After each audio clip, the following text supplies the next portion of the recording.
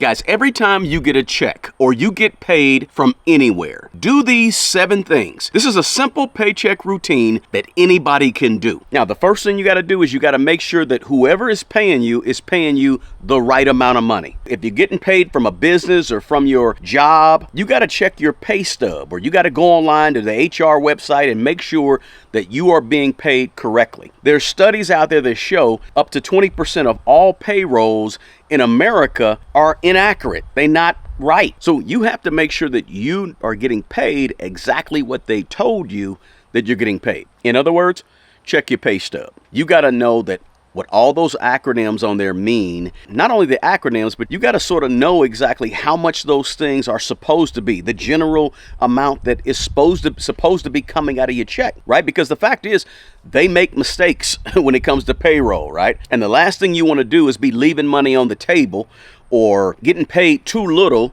when you should have got paid more. So know what you are due, what's supposed to be coming to you, and double check their work. And if you don't understand something, ask. Go to your HR, human resources, and just ask them. So that's the very first thing you should do. I know people that have gotten paid and they haven't looked at their pay stub from their job in years, have not paid any attention to it.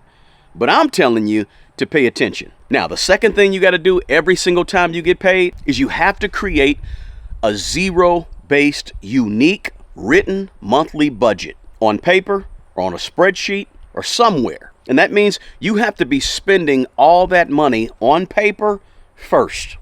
When you know the amount that you have coming in, you set your budget to that amount. So it's all gone when you finish budgeting. It's all accounted for. Every dollar is accounted for. That's why they call it a zero-based budget. Now, call me weird, guys, but I've done 361 straight monthly budgets in a row. Since September of 1994, I haven't missed a written, unique monthly budget every single month. So I really, really believe in the power of budgeting. I had 0 when I started budgeting. Now I got a whole lot more than 0. But a budget is important because it gives your money a purpose, right? It gives your money, every single dollar, an assignment, right? You send it out there to go do something specific. So it's going to help you develop the discipline that you need and the good money habits and the skill of budgeting. It's going to give you the tools that you need to begin to be successful with money. And you don't need a budgeting template. You don't need anybody else's budgeting how they look. You just write down what you bring in, write down what you send out, and that's your budget. It can be very, very simple. You don't have to follow somebody else's template. But the budget is you monitoring your spending, you accounting for what you're sending out and bringing in. And it's helping you ensure that you're not overspending and you're being a solid, wise steward over your personal finances, right? A budget is you telling your money what to do instead of allowing your money to control you and tell you what to do. So a budget really is very, very empowering. So you check your income, you check your expenses, and then you have a little cushion that should be left over after that. You'll find it on your budget. Now, the rest of the things we talk about should be on your budget. So the third thing that you should do every single time you get paid is the obvious, right? Pay your bills. Pay your needs first and then pay your wants. And these things are on your budget, right? So on my budget, at the top of every budget, I've got the things like giving, food, rent or mortgage, utilities, investments, insurance, all the things I have to pay. And then at the bottom of my budget is the wants, right? But I always put my budget in terms of hierarchy, right? The needs first and the wants second. Now, again, the next couple of things we talk about are going to be based on this budget. Now, the fourth thing you got to do every single time you get paid is you got to find a way to invest some of this money. You got to find a way to pay yourself first.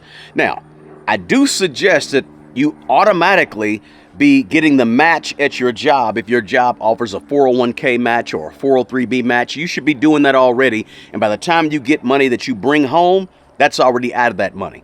But I mean any additional investing that you want to do in a Roth IRA or some other traditional IRA or some type of investment in stocks, bonds, ETFs, index funds, all those things, that has to be a big part of what you do every single time you get paid. Sort of like the old cliche of paying yourself first.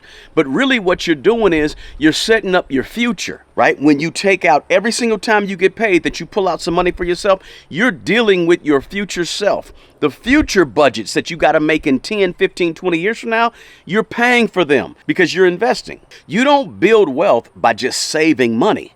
You have to be investing money so the money grows. Again, whatever you decide to earmark towards investing, it should be a part of your zero-based budget. It should be a line item in that budget that says investing or investments or whatever you want to call it. Guys, if you're getting any value from this video, do me a favor, smash the like button, and most of all, share this video with someone who you know could use this valuable information. Also, please drop me a comment below and let me know your thoughts. Now, let's get back to the video. Now, the fifth thing you got to do every single time you get paid is you have to prioritize some type of savings if you don't already have a fully funded emergency fund. If you don't have a fully funded 3 to 6 months of your monthly needs or your monthly expenses set aside, then you should be putting some money towards savings every single time you get paid. I don't care if you get a $100 check, put $10 to the side. I don't care if you get a $5,000 check, put $1,000 to the side. Now, if you already have a fully funded emergency fund already saved up, then you can skip this step, because you already got enough money set to the side in case something goes on. But listen, if your bills are $3,000 a month and you have $6,000 set aside, you don't have a fully funded emergency fund. That's just 2 months. If your monthly expenses are $3,000 and you got $12,000, $15,000, $18,000 saved up, you're good. And one thing to think about when you talk about saving is having it done automatically. So you don't have to actually think about it too much. It just automatically comes out of your checking account, savings account, or wherever, and it goes directly towards your emergency fund or your saving. And also, we're not trying to grow the savings, right?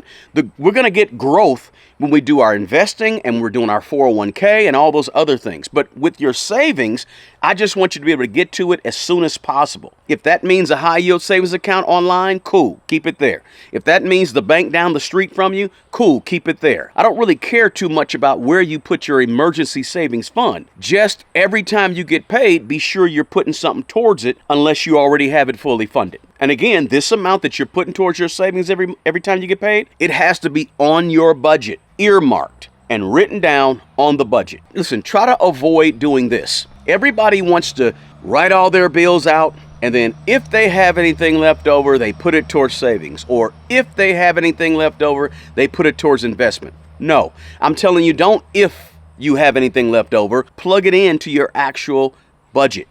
So it's there. It's a line item that you have to pay towards savings every month.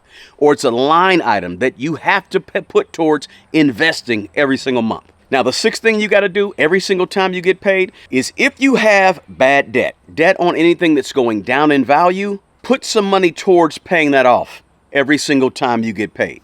If you got a car payment, you need to consider putting aside some money every single month extra on top of that car payment to pay it off faster, right? That could be a student loan, it could be a credit card, it could be medical bills, whatever that debt is, you got to get rid of the bad debt. The debt on things that are going down in value or the debt on things that aren't appreciating in value. And again, you have to earmark what you're going to pay on debt just like it's a bill. It goes towards the top along with savings, along with investing. The debt goes at the top of your budget, near the top of your budget, because you're accounting for it every time you get paid. Notice how everything that we're talking about stems from that zero-based budget that you are doing every single month.